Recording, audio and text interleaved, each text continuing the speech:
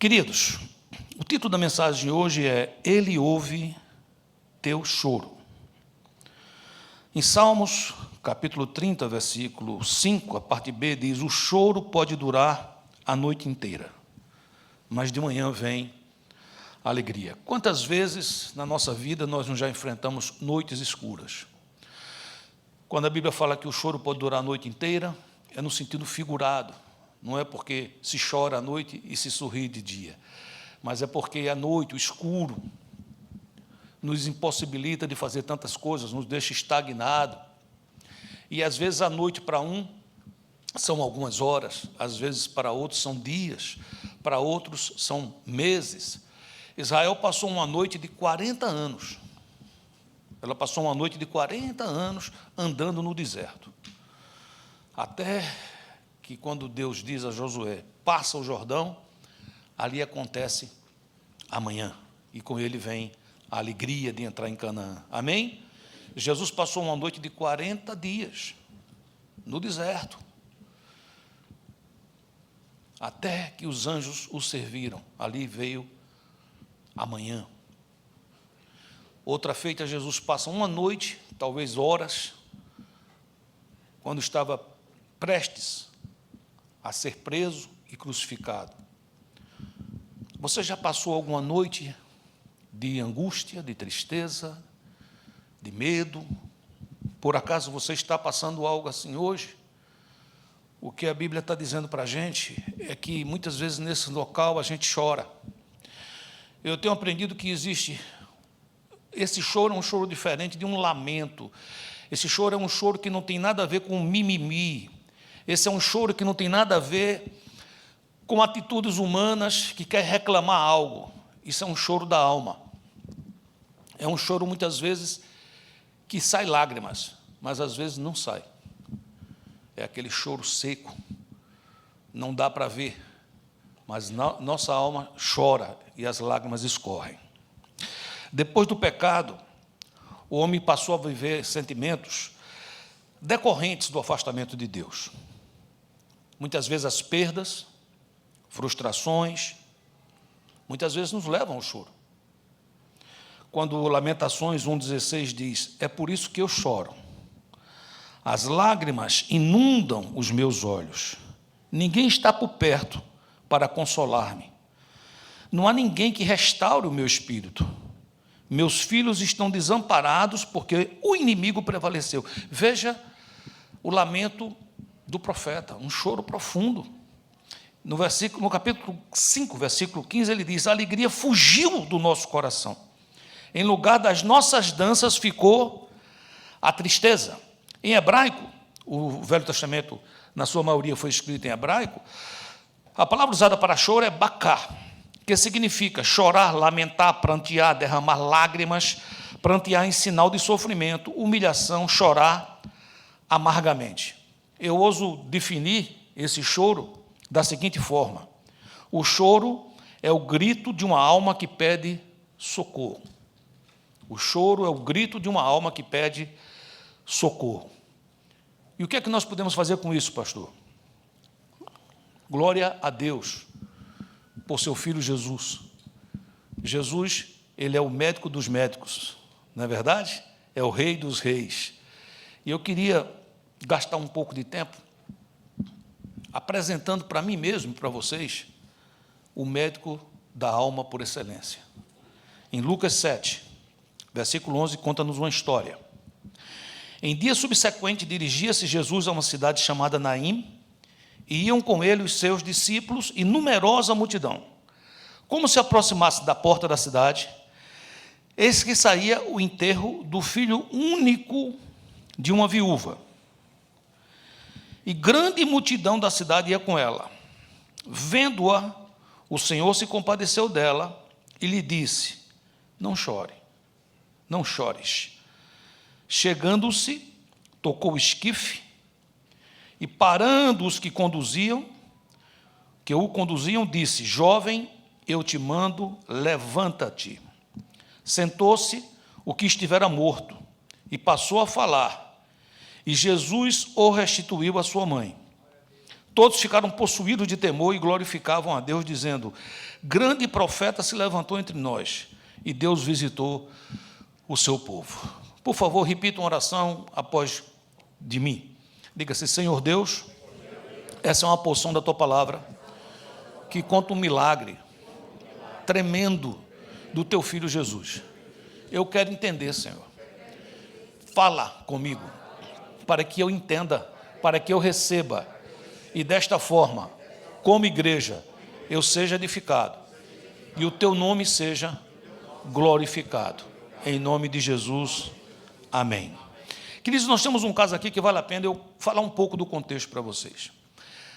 Naquela época, se hoje, vez por outra, a gente escuta dizer que as mulheres precisavam ser mais valorizadas, tem, às vezes, um homem e uma mulher trabalhando na mesma função, e, às vezes, tem empresas que pagam menos a mulher. Não sei se vocês já escutaram coisas assim desse tipo, mas, sem dúvida, o avanço foi muito grande. Hoje em dia, você tem, a mulher vota, ela pode ser votada, ela pode ser uma presidente da República, não é verdade? E eu tenho a impressão que as mulheres estão dominando o mundo sorrateiramente, não é? Nós temos um pequeno apartamento em Natal e resolvemos fazer uma reforma. E, quando eu me dei conta, o arquiteto é uma mulher, então é uma arquiteta. A engenheira da obra é uma mulher, uma engenheira. A ajudante da engenheira, que é outra engenheira, é outra mulher. Quem está tomando conta lá do negócio para a gente é minha sogra e a minha cunhada. E quem decide realmente esses negócios é a pastora. Então, os homens que eu vi até agora chegar no apartamento foi só para pegar no pesado, foi só para chegar lá e fazer as coisas acontecer. Mas, naquela época, não era muito assim, não. Quando a gente vê uma mulher como aquela de Provérbios 31, uma mulher que é comerciante, que compra, que vende, que faz, acontece, era algo tão diferente que ela é chamada de virtuosa. Era alguém que era além disso. Então, era muito importante para a mulher casar. E mais importante ainda era ter filhos. E mais importante ainda que fosse um filho homem. E você diz: por que isso, pastor? Porque não havia pecúlio, não havia aposentadoria. Se os seus pais morressem e ela não tivesse casada, ela muitas vezes ficava desamparada financeiramente, a não ser que tivesse irmãos que a recebessem.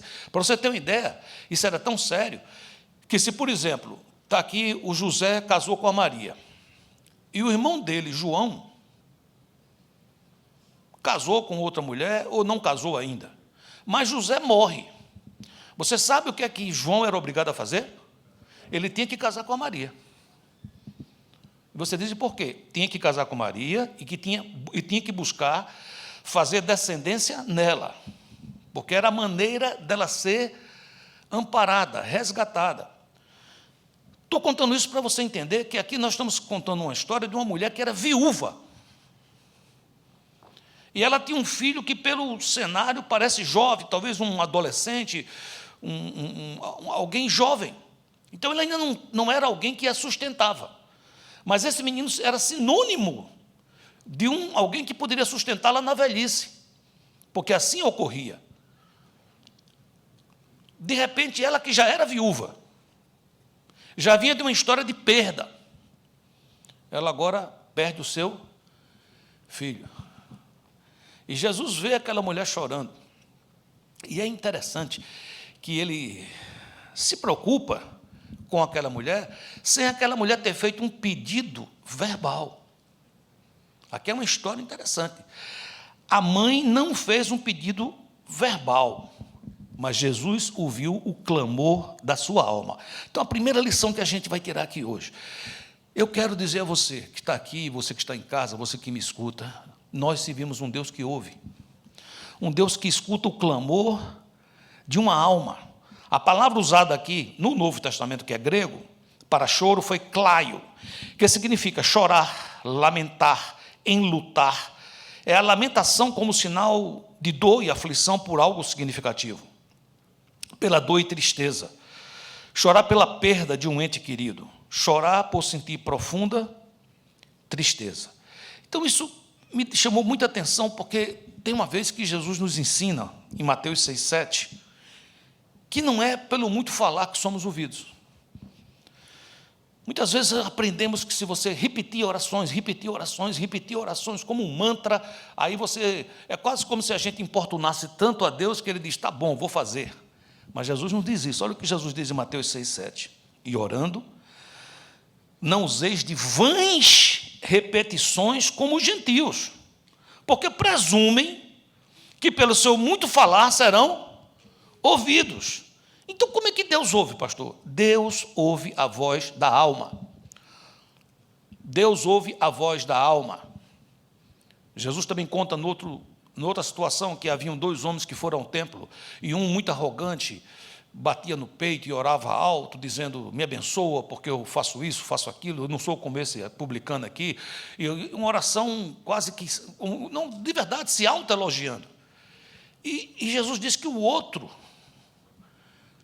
balbuciava, ele não ousava falar alto, tinha até medo de falar alto, mas ele batia no peito e dizia de si para si, tem misericórdia de mim, que eu sou pecador. Jesus disse, aquele primeiro, a oração dele não passou do teto, foram meras palavras, mas a oração do segundo foi ouvida, porque Salmo 51:17 nos ensina, ó Deus, o meu sacrifício é um espírito humilde, tu não rejeitarás um coração humilde e arrependido. Esse é o choro que ele escuta, esse é o choro que ele ouve. Ah, pastor, eu errei tanto, você se arrependeu. Esse é o ponto do início do milagre. É quando há um choro da minha alma, não pela minha perda, mas é um choro da minha alma, porque eu me afastei do meu Deus ao errar, ao fazer algo complicado, algo fora da vontade dele. Então, quando esse coração é um coração quebrantado, um coração contrito, ele não rejeita. Em Salmo 147:3 diz, ele cura os que têm o coração partido e trata dos seus ferimentos. Que coisa linda, não é verdade? Repete assim comigo, ele cura os que têm o coração partido e trata dos seus ferimentos. Que Deus maravilhoso, não é verdade, queridos?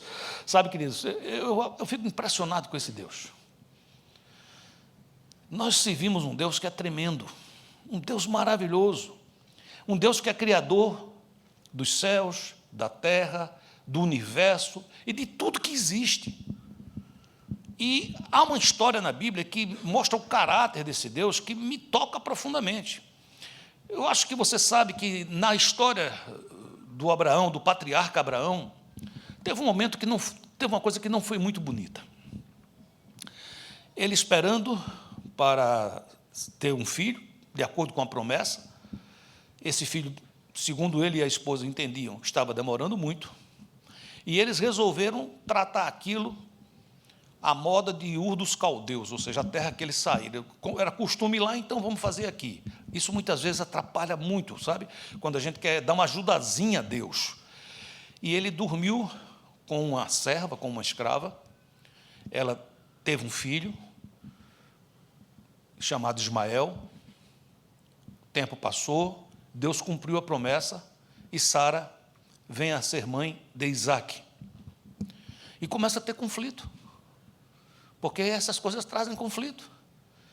E é um momento muito complicado, sabe? Porque em Gênesis 21, versículo 9, diz assim, vendo Sara que o filho de Agar, a egípcia, o qual ela dera à luz a Abraão, caçoava de Isaque, disse a Abraão, rejeita essa escrava e seu filho, porque o filho dessa escrava não será herdeiro com Isaque, meu filho.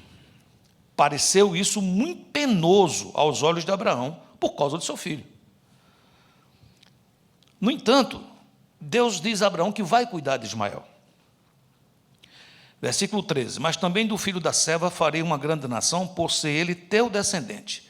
Levantou-se, pois, Abraão, de madrugada, tomou pão e um odre de água, pô-lo às costas de Agar, deu-lhe o menino e a despediu. Ela saiu andando errante pelo deserto de Beceba. Tendo-se acabado a água do odre, colocou ela o menino debaixo de um arbusto. E, afastando-se, foi sentar-se de fronte à distância de um tiro de arco, porque dizia: assim não verei morrer o menino.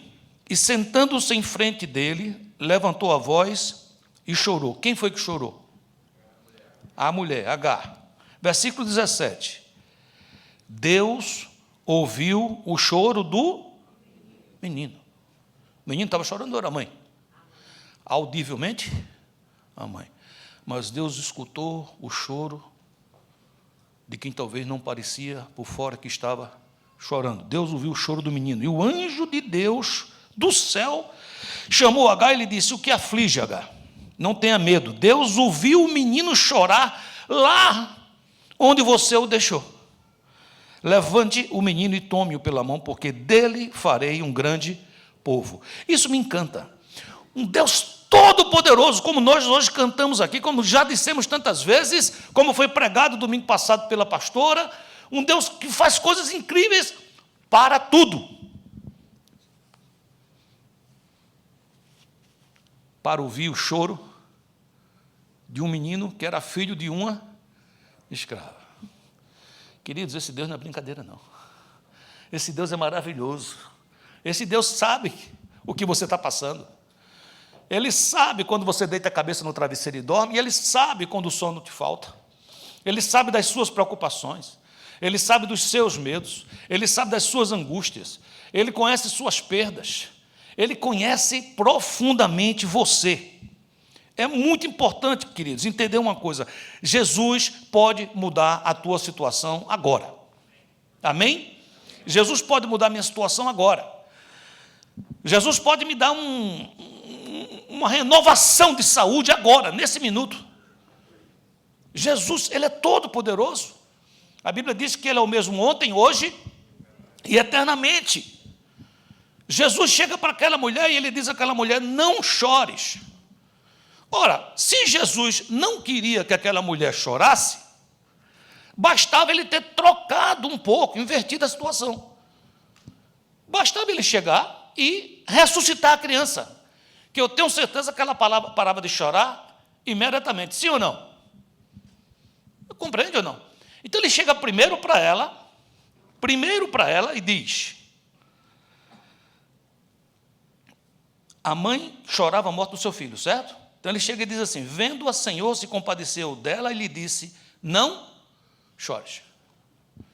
E ela poderia começar a dar um berro: não vou chorar mais, não, eu vou urrar. Você não está vendo não, que eu sou viúva e que o único filho que eu tinha morreu?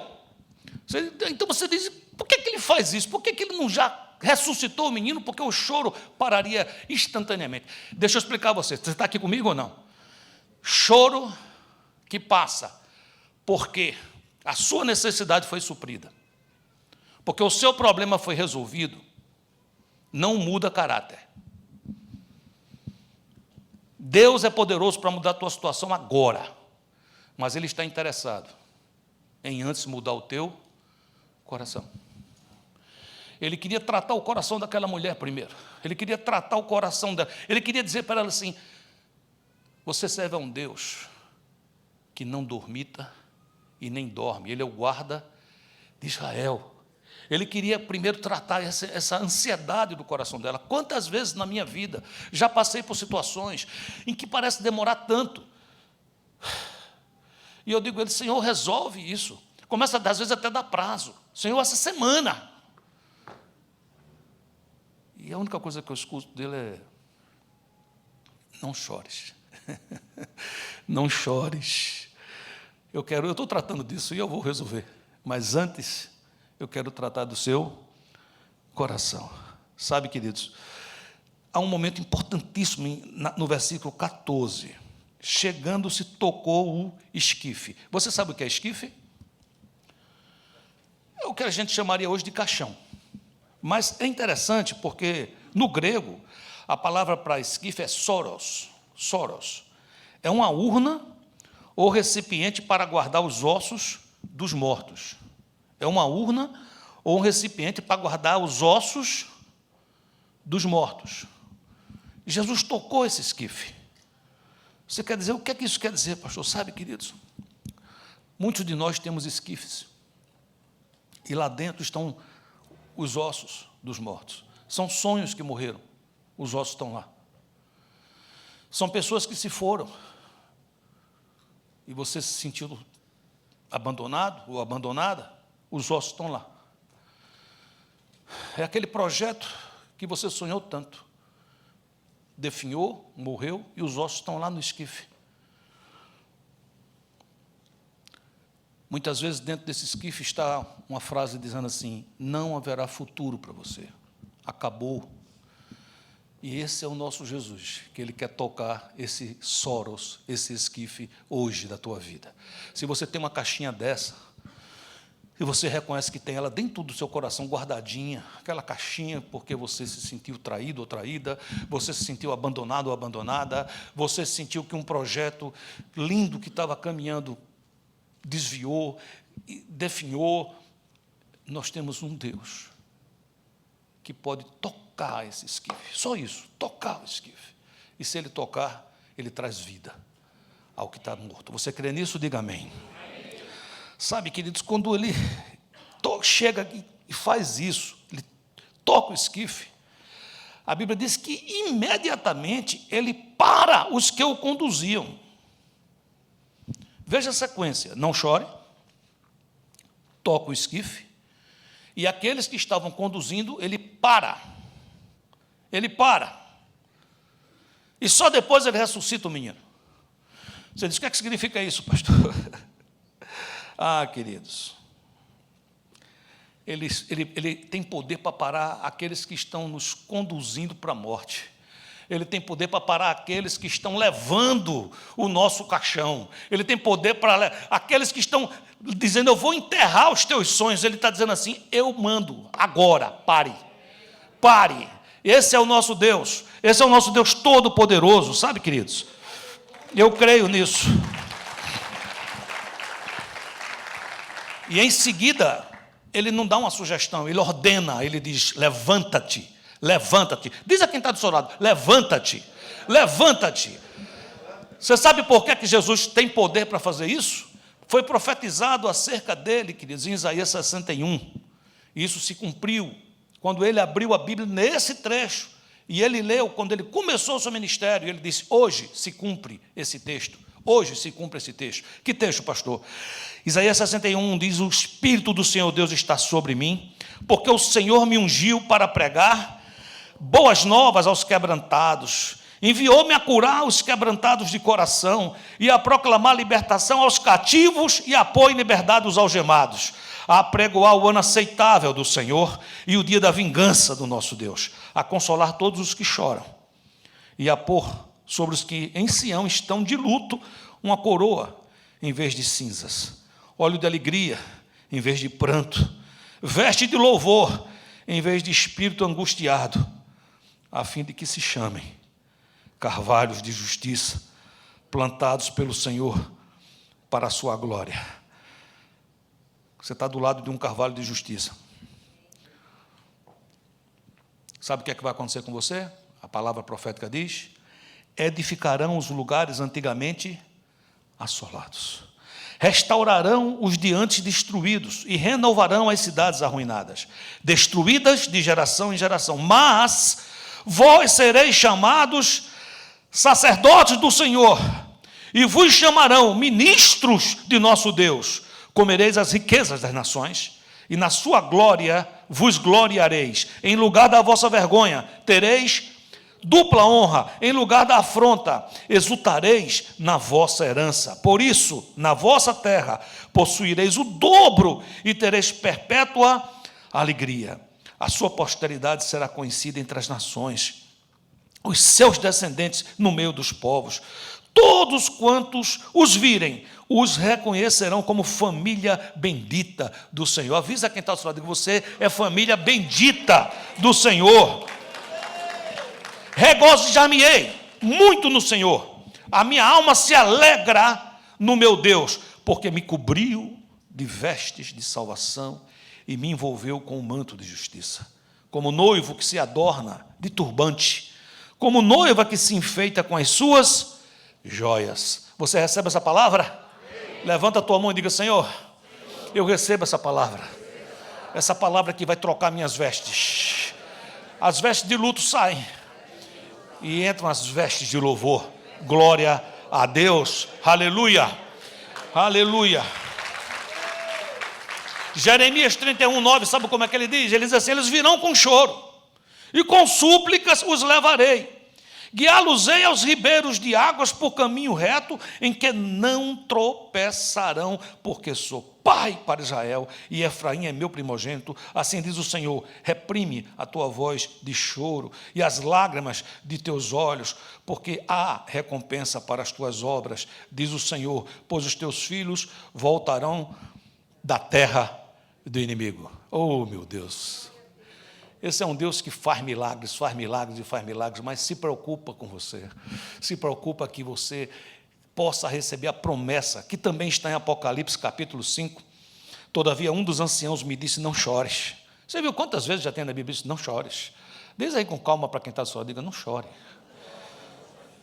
E você sabe por que não devemos chorar? Porque temos motivo para não chorar. Não chores, eis que o leão da tribo de Judá, a raiz de Davi, venceu para abrir o livro e os seus 7 selos. Não chore, ele não vai vencer, ele já venceu.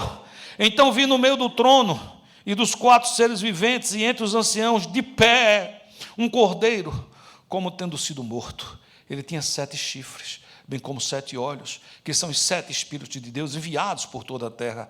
Veio, pois, e tomou o livro da mão direita daquele que estava sentado no trono. E quando tomou o livro, os 4 seres viventes, os 24 anciãos, prostraram-se diante do cordeiro, tendo cada um deles uma harpa e taças de ouro cheias de incenso, que são as orações dos santos. Vejam onde é que as suas orações vão parar, querido. Vejam onde é que as suas orações vão parar. E entoavam um novo cântico, dizendo: chega de choro. O novo cântico era: chega de choro, digno és de tomar o livro e de abrir-lhes os selos, porque foste morto e com teu sangue compraste para Deus os que procedem de toda tribo, língua, povo e nação. E para o nosso Deus os constituíste reino e sacerdotes, e reinarão sobre a terra. Queridos, viver é difícil. Jesus nos advertiu: no mundo vocês vão passar por lutas, vão passar por aflições, mas junto com tudo isso tem uma provisão de graça, e essa provisão de graça diz a você hoje, diz a mim: não chores, não chores. O teu Deus, o teu Salvador, o leão da tribo de Judá, a raiz de Davi, já venceu. E ele vai abrir todos os selos daquele livro que tem os desígnios do planeta Terra. Eu quero concluir dizendo o seguinte, em Apocalipse 7,17: pois o cordeiro que se encontra no meio do trono os apacentará e os guiará para as fontes de águas da vida, e Deus lhes enxugará dos olhos toda lágrima. 21:4: e lhes enxugará dos olhos toda lágrima, e a morte já não existirá, já não haverá luto, nem pranto, nem dor, porque as primeiras coisas passaram. A noite vai passar, amanhã já está raiando, pois sua ira só dura um instante, mas o seu favor dura a vida toda. O choro pode persistir uma noite inteira, mas de manhã irrompe a alegria. Deus coloca isso dentro do seu coração. Deus coloca isso dentro do meu coração. Eu quero receber isso do Senhor. Você quer receber? Quero fazer uma oração específica. Durante a mensagem, num dos pontos, eu citei a possibilidade de você ter um esquife, você ter um Soros, uma caixa que guarda os ossos de projetos, de sonhos, às vezes até de família, às vezes de amigos, às vezes de entes queridos. E você crê que Jesus é o mesmo ontem, hoje, eternamente? Você crê que Ele pode tocar nesse esquife e Ele pode ressuscitar o que está dentro? Então, todo aquele que reconhece, eu acho que eu carrego algo assim, eu carrego uma história de perda, eu carrego uma história de algo que que dentro de mim ainda está morto. Então, onde estamos? Todos devemos baixar a cabeça para orar, mas se você tem isso, eu queria que você ficasse de pé onde você está. Você fica de pé e eu vou orar por cada um de nós.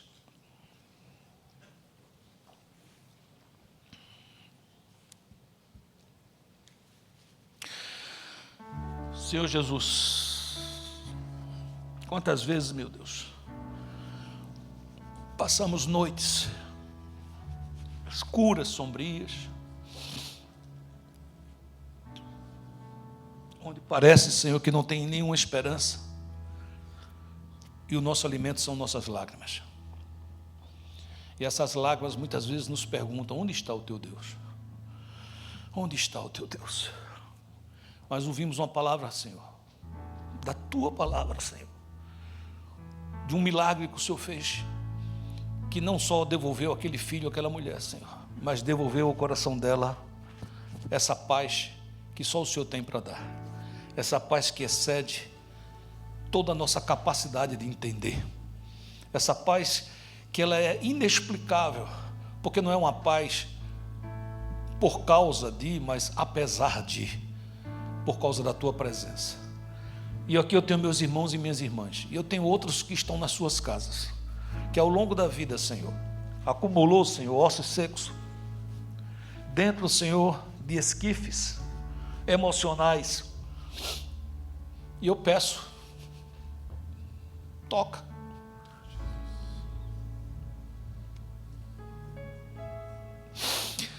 Senhor,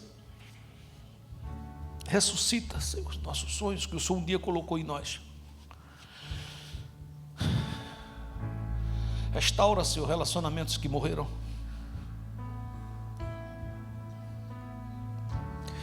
Restaura a saúde espiritual, emocional e física. Toca e ordena dos altos céus: levanta-te e viva.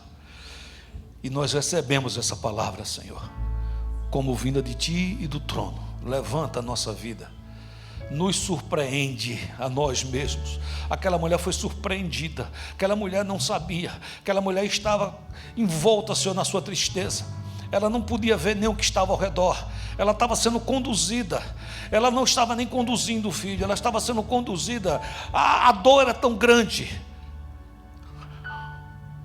O Senhor surpreendeu, nos surpreende.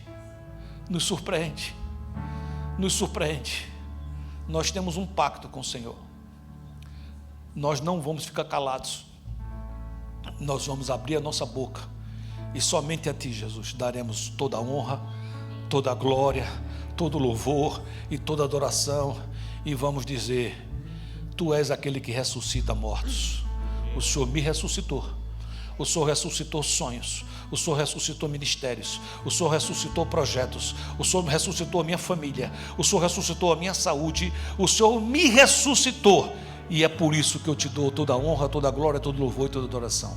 Oramos somente no teu nome, Yeshua HaMashiach, Jesus Cristo de Nazaré. E o povo de Deus, com alegria, confiante, diz: amém, e amém, e amém. Glória a Deus. Deus os abençoe poderosamente.